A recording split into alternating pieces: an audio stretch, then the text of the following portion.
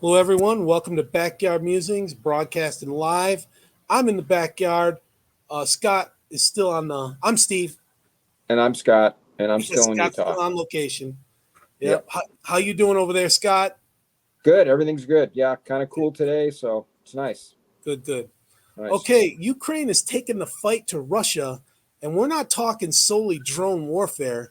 Ukrainian troops have invaded the Kursk province with at least 5 brigades, at least, including 4 Army mechanized brigades, the 22nd, 88th, 116th, and the 61st, and 1 brigade from the Independent Air Assault Force, the 80th. This is reported by Forbes. A lot of papers are picking it up. News organizations are picking it up. The 61st Mechanized Brigade had footage from their 99th Mechanized Battalion in the Russian town of Suja. So, Suja is, let me give you, so I was watching some footage of the Suja residents, and they are in total disarray. They knew that Ukrainian troops were at the border, but they didn't know that they were going to cross. They knew they were there.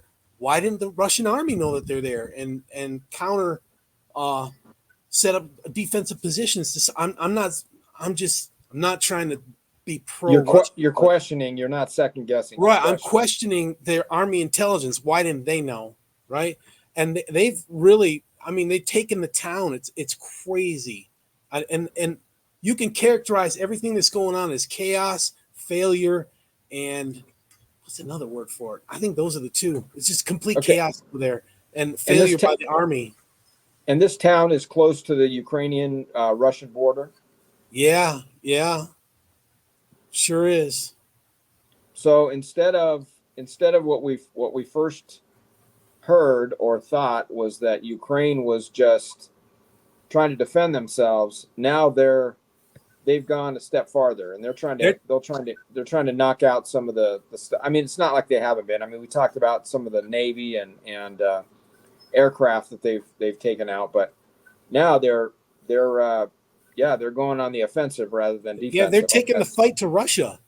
And we talk about some possible reasons that we think, but they're taking the fight to Russia. And here's Russia's response. Their foreign minister says, we need the Security Council to come out with condemnation of Ukraine invading Russia and attacking our cities and killing our people. What? Why weren't we saying that? Why did you invade? What has been the reason that they've invaded, other than that they want that section of land back or that country back? Are they gaslighting us? I mean, It's crazy. Gaslighting the world. An outcry for Ukraine invading Russia, but not the other way around. And who's going to believe them? Maybe China, Belarus. Who else? I mean, come on. Just call it for what it is. I mean, it's they've definitely been the aggressor. So yeah. Okay, so it's reported that the Ukrainian forces have mixed equipment, including ex-Soviet, ex-European, and ex-American armored vehicles, including Strykers, Polish-made P-91 tanks, and a large amount of artillery. Ex-Soviet 2S3, ex-British AS-90, and ex-Italian M109L howitzers, as well as RM-70 rocket launchers from the Czech Republic. And as you've noted here in the notes, this is a logistical nightmare from a resupply, right? Because, I mean, if they've got to fix this stuff, it's not like all one part, right? Everything it's like 4 different nations, right? So ammunition and then again, one. And then what about the ammunition? I mean, is that different as well? Yeah, well, the bores could be different tanks. You know, a Polish tank bore could be different from an American tank bore. But the parts for maintenance, ammunition, and just, do you have the mechanics in your company or your battalion that can fix a howitzer and fix a rocket launcher? You know what I mean? Right. Or do they even have guys that know how to use these things, right? Well, they wouldn't go into battle if they didn't know how to use them. Poland's training them up. We've been training them up. Are you sure? But I don't know. At this point, who knows? So I mean, it would be foolish to invade another country and you don't know how to work the equipment. I'm sure they know how to work it. Yeah. I'm just So the saying it's a 20, logistical nightmare.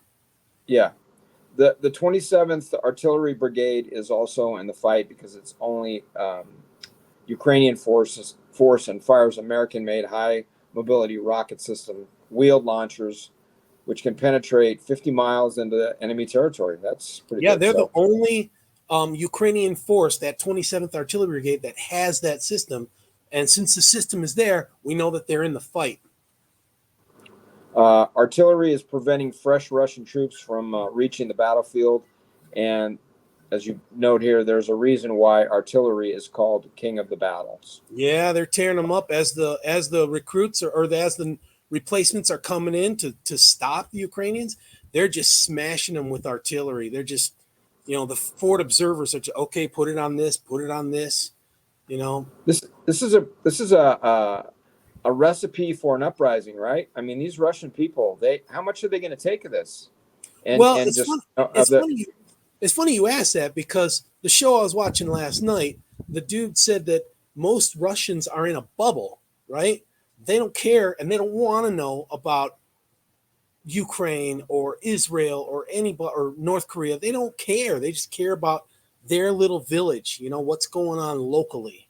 And as this fight escalates, um, that bubble's going to burst, and it's going to burst hard, and like it did when there's there was um, camera rolls of footage. Sorry, of this lady in her mid-30s. She's crying. My house was destroyed.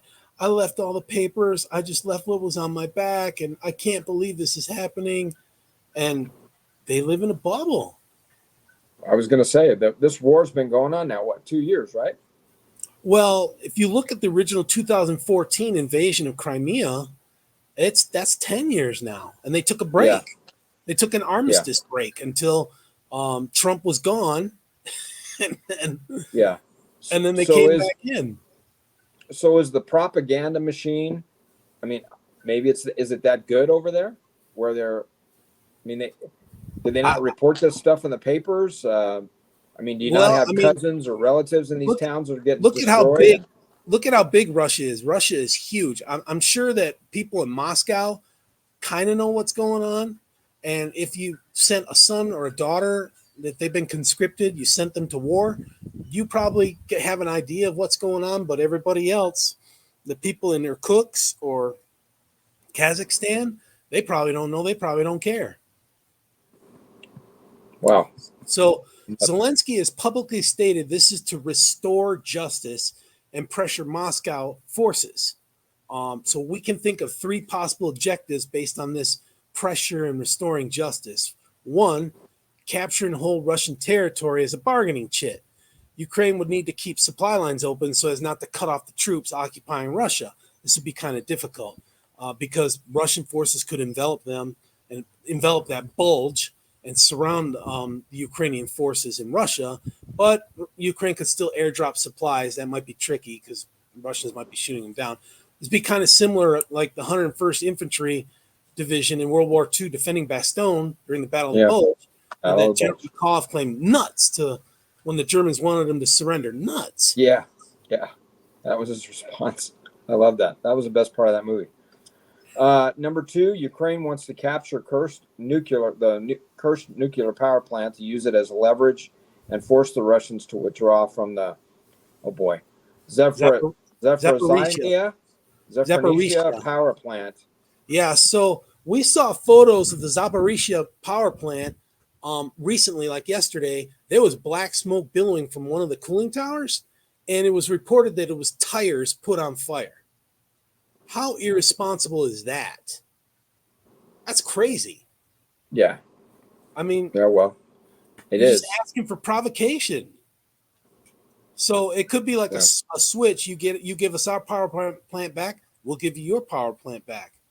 Yeah. You And know, that it's could be it's not like they haven't had any issues with power plants over in that neck of the woods. So that, Chernobyl, yeah. yeah, And Chernobyl, that was a that's bad in deal. Ukraine, Chernobyl, yeah. Right. That was a So bad deal. So uh, uh, so a third and most likely course of action is to force Russian forces to relieve frontline troops in eastern and southern Ukraine in a bid for Ukraine to strengthen its defenses during the transfer. And that's working well because as troops are coming to try and push Ukrainian troops back, they're getting decimated with the artillery, accurate artillery fire. So this is really working. Okay, so as a result of this incursion into Ukraine, Rafael Grossi, the Director General of the International Atomic Energy, has called for all sides to exercise maximum restraint in order to avoid a nuclear accident with a potential for serious radiological consequences. He stressed the imperative is to ensure the physical integrity of a nuclear power plant, irrespective of where a nuclear power plant is located. But I get that, but you know what? We got some crazy people involved in this thing, so who knows what they're going to do. Yeah, they're calling for restraint, but on the same note, Putin is saying he was talking about. I think he was talking about the nuclear plant accidents, but Putin is talking about using nukes to hit Ukrainian forces, and that would be World War III. That would be catastrophe. Russia threatens using nukes. Iran will use a nuke against Israel if it could get its hands on one. Chinese warships were spotted in UK waters, British waters. Russian subs have regularly been spotted in Swedish waters. I don't mean to be an alarmist, but the signs of the times point to wars and rumors of wars, and that's what's going on right now. It's like a tinderbox; it can just poof, ignite at any moment. Yeah, he's. I mean, Putin's pretty much taking everything off the table, right? We're not limited in anything we do to. I don't know. Yeah, crazy times. yeah. So we'll see what Ukraine does if they hold in place, or if they keep pushing. The further they push, those lines of communication, they can be disrupted. For resupply, ammunition, fuel, parts, everything. Yeah. Yeah. Okay. All right, All right. folks. Well, We appreciate you joining us today. thanks, everyone. Have a great day. Take care.